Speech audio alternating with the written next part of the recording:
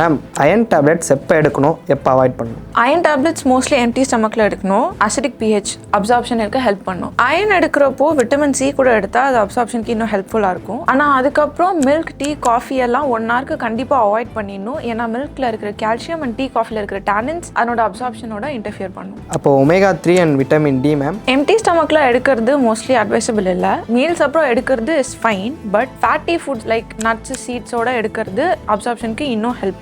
ரெண்டுமே fat soluble vitamins தான். But vitamin டியோட K2-7 சேர்த்து எடுக்கிறப்போ டியோட அப்சார்ப்ஷன் நல்லா இருக்கும். அப்போ multi vitamin and vitamin B12 ma'am ரெண்டுமே மார்னிங் ஆஃப்டர் பிரேக்ஃபாஸ்ட் எடுத்துக்கலாம். விட்டமின் B12 வந்து பிரெயினை ஸ்டிமுலேட் பண்ணி அலர்ட்டாக வச்சுக்கும். ஸோ நைட் எடுக்கிறது மோஸ்ட்லி அவாய்ட் பண்ணிக்கலாம். மேம் அப்போ thyroid tablet early morning empty ஸ்டமக்ல சேம் டைம்ஸ்ல யூஸ்வலி ஃபாலோ பண்றது தான் பெஸ்ட். அண்ட் அட்லீஸ்ட் 1 ஹவர் கழிச்சு தான் காஃபி, டீ ஏதாவது எடுத்துக்கணும். அப்போ கால்சியம் மேம் மீல்ஸ்க்கு அப்புறம் எடுத்துக்கலாம். பட் அயனோட சேர்ந்து எடுக்கக்கூடாது. பிகாஸ் 2 மினரல்ஸுமே அப்சார்ப்ஷனுக்காக கம்பீட் பண்ணும். இது ரெண்டும் சேர்ந்து எடுக்கிறீங்கன்னா 2 to 3 hours கேப் வச்சுக்கோங்க.